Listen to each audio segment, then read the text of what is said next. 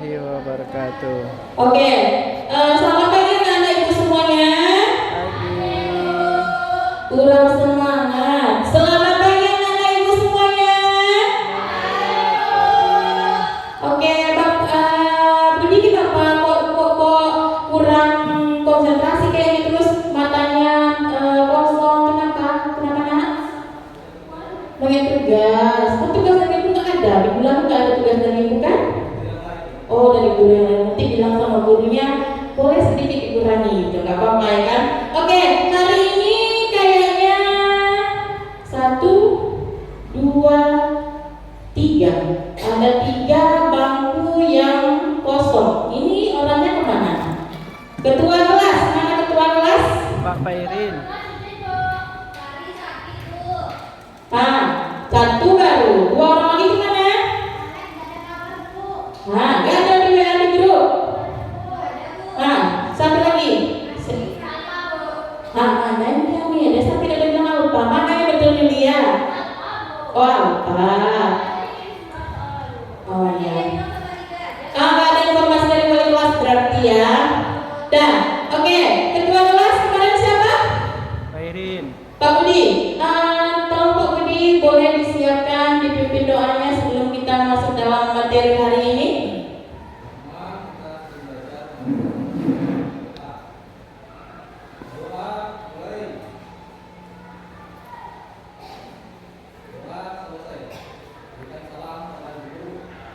Assalamualaikum warahmatullahi wabarakatuh. Waalaikumsalam warahmatullahi wabarakatuh.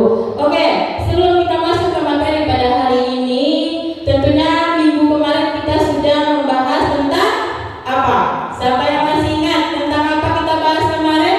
Anak Rahma, bahas apa kita kemarin, Nak?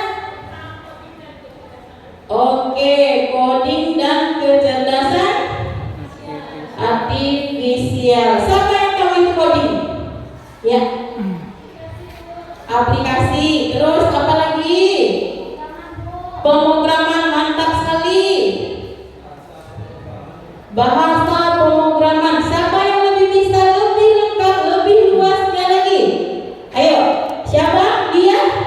Dia kenapa? Pemandangannya kosong, kenapa dia? Kenapa belum sarapan? Kan bisa beli di luar. Bisa mana dulu nanti ya. Oke, berarti udah ngerti semua pelajaran kita minggu lalu itu coding apa? Ada yang mau ditanyakan tentang materi minggu lalu? Tidak? Sudah jelas? Sudah mengerti semuanya? Berarti kita bisa untuk masuk ke materi Oke, sebelum kita mulai materi baru, kayaknya ini pada gak semangat ikut tengok. Oke, boleh berdiri, semuanya berdiri. Tinggalkan dulu laptopnya, pekerjaan PR-nya. Oke, berdiri. Cari teman, cari teman, cari teman. Oke, yang gak ada teman ya gak apa-apa. Boleh ambil satu pena, taruh di atas meja, di antara satu pena aja. 2 orang 1 pena. Oke, boleh adanya di depan, nggak usah ada nanti susah. Dan udah, itu tuh penanya udah. Semua tangannya di sini, tangannya di sini dulu. Gak ada yang gini-gini ya. Di sini semuanya. Postur siap. Oke. Instruksinya,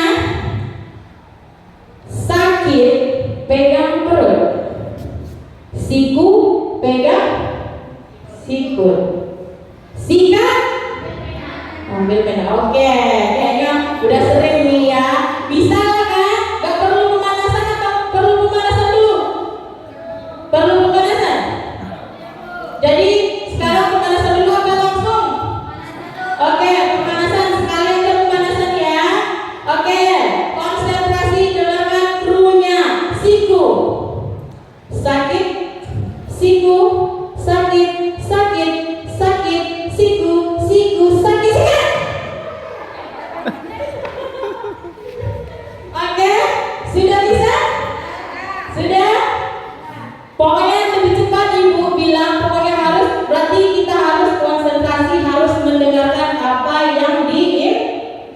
Nah, oke, mulai ya. Ini kita coba-coba lagi. Oke. Siap. Sakit. Siku. Sakit. Siku. Siku sakit. Ah. Oke. Belum. Ya harus sama-sama. Kalau ada yang duluan berarti enggak itu belum fokus berarti lagi. Oke, ulang sekali lagi. Sakit. Siku. Sakit. Siku. Siku. Siku. Sakit. Siku. Sakit. Oke. Udah? Merefresh otak kira-kira? Udah ya, udah semangat ya. Nanti kalau seandainya siang, nanti kalau masih loyo masa pakai gelang ice breathing lagi. Oke, sekarang kita masuk ke ini. Ini ada di modul 2 di TP 5. Mendeterminasikan, merefleksikan dan berinovasi konten digital. Di sini ada tujuan pembelajarannya. Yang pertama itu ada mendeterminasikan konten digital melalui platform yang sesuai. Yang kedua, merefleksikan proses pembuatan dan penyebaran konten digital. Yang ketiga, melakukan inovasi sederhana terhadap konten digital berdasarkan umpan balik atau evaluasi. Nah, itu dia tujuan pembelajaran untuk hari ini. Nah, nanti untuk perencanaan pembelajaran hari ini, tentunya kita nanti akan ada langkah-langkah. Itu pertama saya akan menyampaikan materinya, terus nanti ada umpan balik dari siswa, terus nantinya juga ada tugas ya, tugas berkelompok nantinya akan saya kasih pada akhir atau beberapa menit setelah sebelum jam istirahat. Oke, kita lanjut ke pendahuluan. Yang pertama itu apa itu mendeterminasikan konten digital? Sampai yang mau bacakan?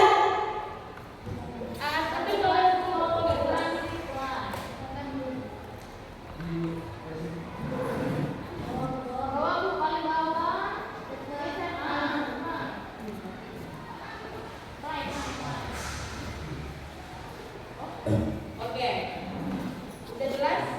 Nah, boleh dibaca siapa yang bisa baca? Oke, Yeni boleh baca.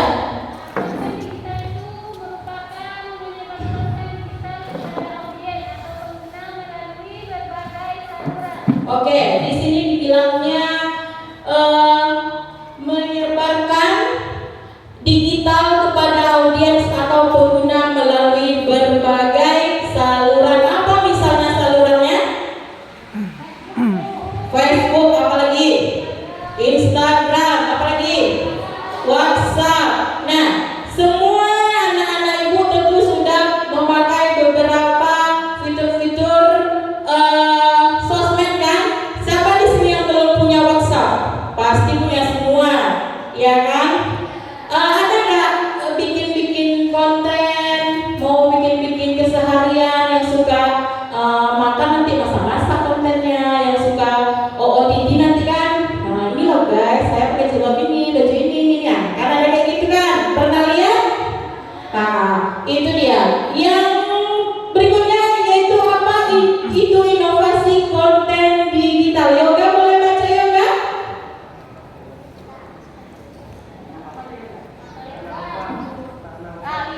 Dia boleh bantu dia.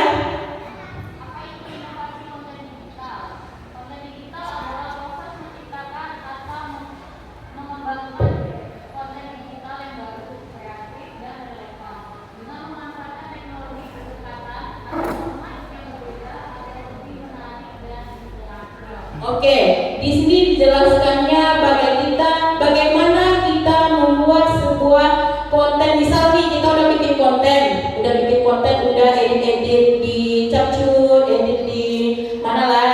Terus nanti mungkin belum ada suaranya, boleh diisi suara atau memasukin musiknya. Terus nanti ada animasinya kayak tulisan atau mau kasih stiker. Nah, itu termasuk ke dalam untuk memanfaatkan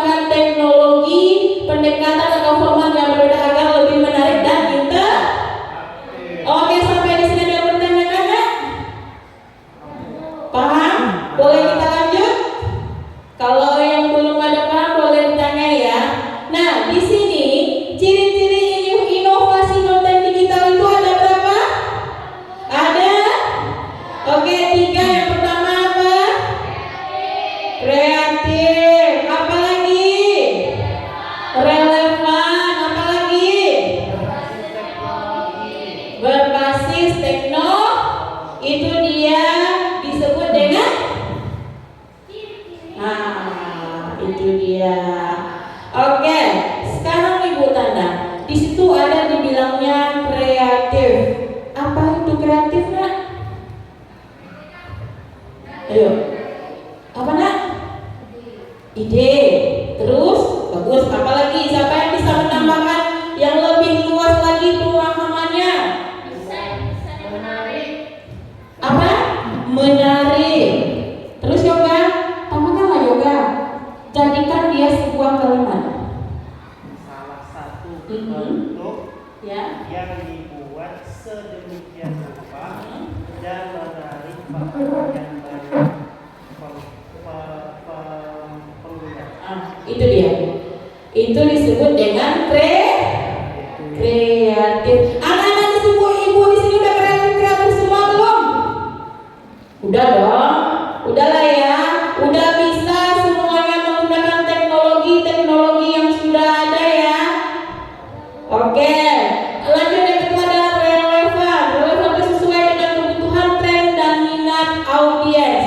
Berarti kalau kita seandainya pengen menarik di mata audiens, berarti kita itu akan membuat sebuah konten yang saat itu bakal FYP namanya kalau kata-kata orang tren. Kayak sekarang yang lagi FYP apa namanya? Baju jalur, di mana aja ada baju jalur. Buka TikTok, baju jalur, aura farming ya kan? Buka IG, baju jalur lagi. Buka Facebook, baju jalur lagi.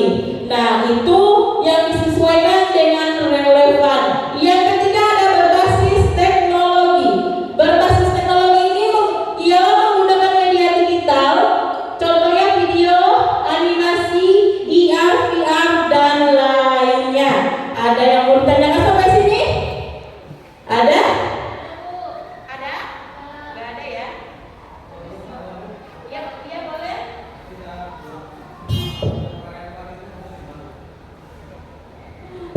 Oh, ada. Yang mana tadi, Nak? Oh, yang relevannya. Yang relevan itu maksudnya sesuai dengan kebutuhan, tren dan minat audiens. Kayak saya contohkan kemarin kan sekarang lagi tren itu ya, Nak ya? Tren baju jalur. Nah, kalau dulu sebelum tren baju jalur apa biasanya? Kalau sebelum adanya baju jalur apa biasanya trennya? Apa? Perang dunia. Perang dunia berapa itu? Ada yang apa? Yang tren-tren OOTD, pakaian, ada masak-masak. Nah, itu juga Velocity. Ya, di TikTok biasanya pintar anak ibu yoga. Masya Allah, tabarak. Alhamdulillah. Oke, nggak ada pertanyaan ya? Kita lanjut ya. Terus di sini tujuan dari inovasi konten digital adalah ada 4 poin. Meningkatkan keterlibatan audiens. Audiens apa aja? Tentu udah tahu dong audiens. Nah, nanti ini ibu kirim lewat WhatsApp group, nanti dibaca yang ini ya, Nak ya. Karena waktu kita juga udah mepet. Nah, ini dia. Terus ada juga contoh inovasi konten digital. Nah, di sini juga ada beberapa contoh-contohnya. Kalau dalam pembelajaran itu ada video pembelajaran interaktif dengan kuis langsung. Nah, terus ada juga infografik animasi untuk menjelaskan data yang rumit. Terus ada juga podcast pendidikan yang bisa diakses kapan saja. Terus yang keempat modul belajar berbasis game. Dan nomor 5 itu konten dengan teknologi IR dan VR. Ini nanti ibu kirim ya ke grup WhatsApp-nya nanti, biar di situ nanti kalau ada yang kurang jelas, yang kurang paham, itu nanti boleh dipertanyakan. Hai, di sini kok loyo sekali nih, mau dengar. Kenapa? Mau istirahat lagi, ada yang lapar. Sebentar lagi ya, bentar lagi. Oke. Terus kita lanjut. Ini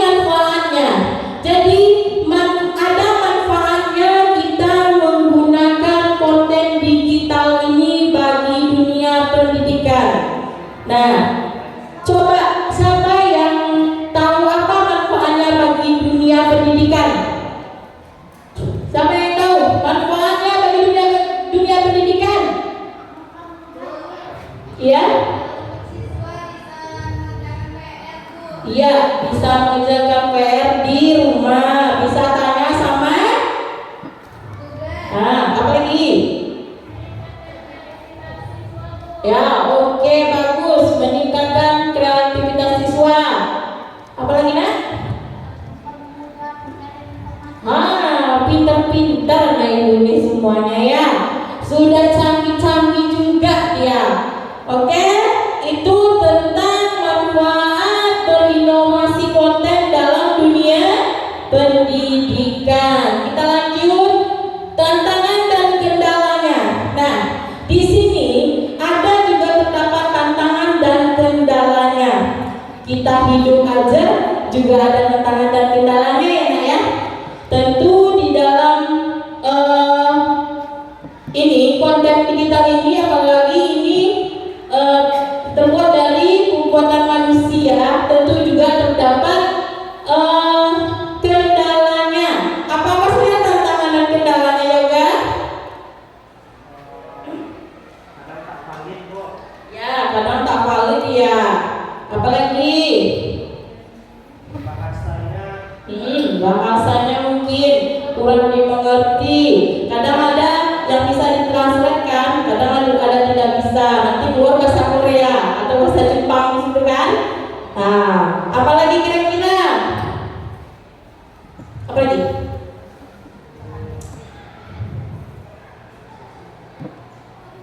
Ada? Ada lagi? Oke. Paham sampai di sini ya? Paham? Oke, kita lanjut. Dan dari kegiatan pembelajaran kita tadi terdapat sebuah kesimpulan. Dan berarti ketiga proses ini saling terhubung dan berperan penting dalam meningkatkan kualitas pembelajaran berbasis. Nah, Anda fokus kan? Padahal ada tulisannya di situ. Berbasis yoga mau aja nih makanya. Buat untuk apa ya kamu robot digunakan? Suruh dia pacu. Menang nanti tunda kalau dia pacu. Yang kedua, pembelajaran yang melibatkan dimensi, refleksi dan inovasi digital mampu menciptakan pengalaman pembelajaran yang lebih efektif, personal dan menyenangkan. Terus yang ketiga, kemampuan dalam mendesain, membagikan, mengevaluasi dan mengembangkan konten digital merupakan kompetensi penting di era pendidikan digital saat ini. Oke, sekarang ada pandangan tentang materi kita hari ini? Ada? Dan sekarang Ibu bagi Anda semua, kita berapa orang semuanya? 24 bagi 5 jadi berapa? Oh, ada satu kelompok yang 4 orang ya. Gak apa-apa lah. Nah, nanti kalian cari teman ini tugas di rumah ya. Boleh kalian cari teman yang dekat rumahnya dengan rumah kalian agar mudah nanti membuat tugas yang dikasihkan. Tugasnya yaitu membuat sebuah konten. Nah, ini dia konten digital. Terserah mau bikin konten apa saja. Tapi sebelum itu, sebelum kita tutup untuk hari ini Ibu ada mau menampilkan sebuah sedikit konten ya. Coba Ibu anak Ibu semua perhatikan dulu. Nah, ini dia.